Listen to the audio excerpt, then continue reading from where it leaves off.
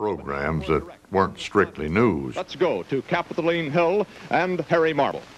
The most famous was a show that actually started on radio. I was thinking how fortunate our... Built on the conceit that our CBS correspondents could cover the great events of history.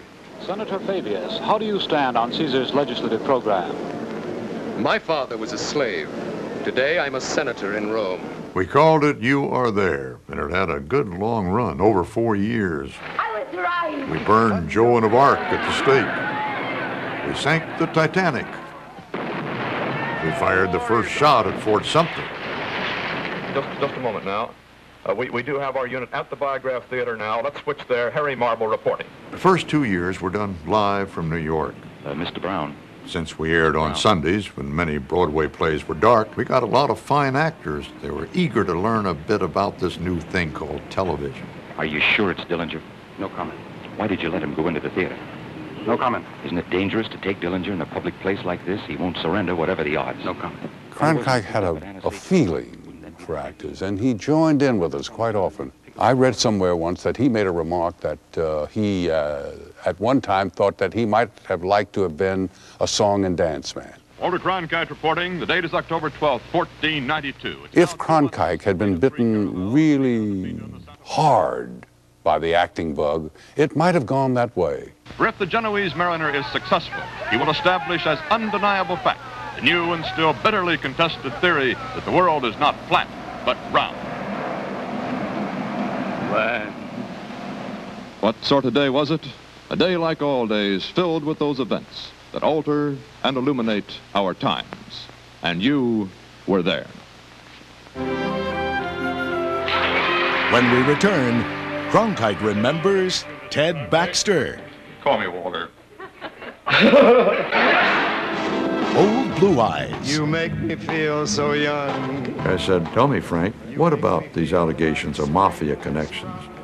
Wham! With a love like that, And the Beatles. you should be glad. I think I just saw her coming down that hall. Who? One of the major disagreements I had with my very dear friend and my much admired boss at CBS News, Dick Salamp, Murray, him. was when I got invited to appear on the Mary Tyler Moore Show.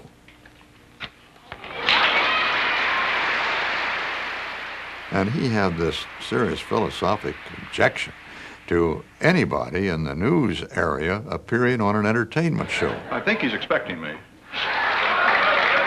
We argued about it, and he finally yielded. Walter. Cronkite. I went out, and I loved doing it. Ted Baxter, Walter Cronkite.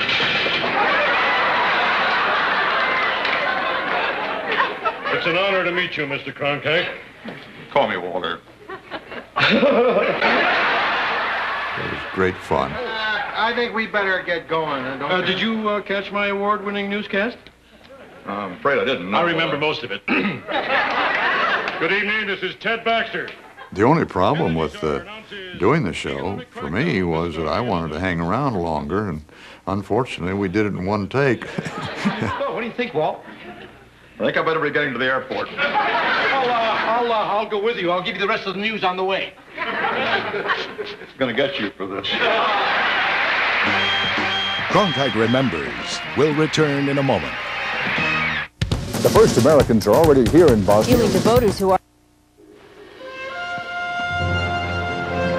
Good evening, everyone. The modern age came to television reporting of elections in 1952. General Eisenhower is leading 15 states for the total. Remington Rand had developed this huge device that we called a mechanical brain or electronic brain. UNIVAC, can you tell us what your prediction is now on the basis of the returns that we've had so far? From that beginning, I never was particularly comfortable, even up to the last elections that I did, with electronic predictions. It just seemed wrong to me to sit back and say that on a very few votes you could determine who was going to win an election. And it turns out, of course, you can.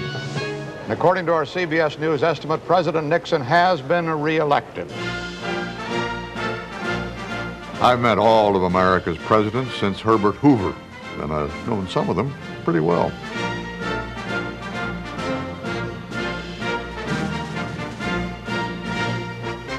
Eisenhower I knew somewhat in Europe during the war, and I was impressed, like everybody else, with his military role. But when Ike came to be president, I was one of those who joined in the common wisdom of the moment among White House correspondents that Ike wasn't really clued into all that was going on in the White House there. He kind of ran it as a staff organization like the military. Well, I was totally disabused of that idea when we at CBS did his memoirs. He seemed to know about everything that took place in that administration of his. A number of congressional committees and so on like to get... Then in 1964, we did a program which had to be one of the great privileges of all time. Walter, this D-Day has a very special meaning for me. I got to go back to Normandy with General Eisenhower to review the D-Day invasion of France that had taken place 20 years before. General, the fact that that storm came in on June 19th sort of proves the wisdom of going on the 6th, doesn't it? Well, at least it proves we were lucky, Walter. Mrs. Eisenhower grabbed Betsy's hand and said, "My dear, is Ike going to drive?" And she said, "Well, it certainly looks like it." And she said, "Oh, my dear, your husband has never been in greater danger. He hasn't driven in 25 years, and then he didn't drive very well." I liked Kennedy, as nearly everybody did. One of the candidates for the office of the presidency. But I felt at the same time there was a kind of an arrogance there that bothered me a great deal. In that 1960 election, I wanted to do separate broadcasts interviewing Kennedy and Nixon. With a record of Richard Milhouse Nixon. Nixon went first. We cannot have peace at any price. Well, the following Sunday, we did Kennedy. Our interview with the senator will be entirely unrehearsed. How do you do, Senator? Well, I'm glad to see you. And I asked him, what do you think are your special qualifications to make you available for the presidency? And he flubbed it. Well, I think I've had a historical view of the United States. He knew he'd flubbed it, and he kept insisting that we tape the interview over again. Which was 8 years ago. Well, I was really sore.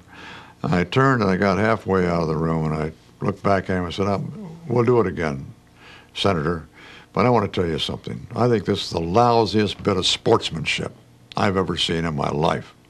By the time I got to the door, he shouted, "Hey, wait a minute. Go ahead and run it." And we did. Unfortunately, the religious issue has been brought out here. And another time, Kennedy tried to get me taken off campaign coverage when I asked about his Catholicism as a political issue. But I do think it's somewhat unwise to try to analyze the religion of the voters. Senator went to see Frank Stanton, the president of CBS. We always figured we'd have difficulty there. And he threatened Frank Stanton by saying, "Don't forget, when I become president of the United States, I'm going to be naming the members of the Federal Communications Commission, which control the licenses of your stations." Which was direct blackmail, direct blackmail. And Frank Stanton showed his courage then, as he has many times before and since, and said, "Well, I'm sorry about that." And nothing happened. I liked Johnson. He, to me, was a typical hard-driving Texan, and having spent a good deal of my formative years in Texas, I appreciate that type. The United States told the communists in unusually blunt language today. He called the CBS Evening News while I was actually on the air and insisted that they put him through to me on the air. The secretary said, "But he's on the air, Mr. President." "I don't give a damn where he is. Put him on the phone." I think his domestic legislation will live in history, civil rights legislation particularly. His problem, of course, was Vietnam. It brought him down and has forever tinged his record in history books. President Nixon Nixon arrived here in Manila about... I think history will judge Richard Nixon favorably for his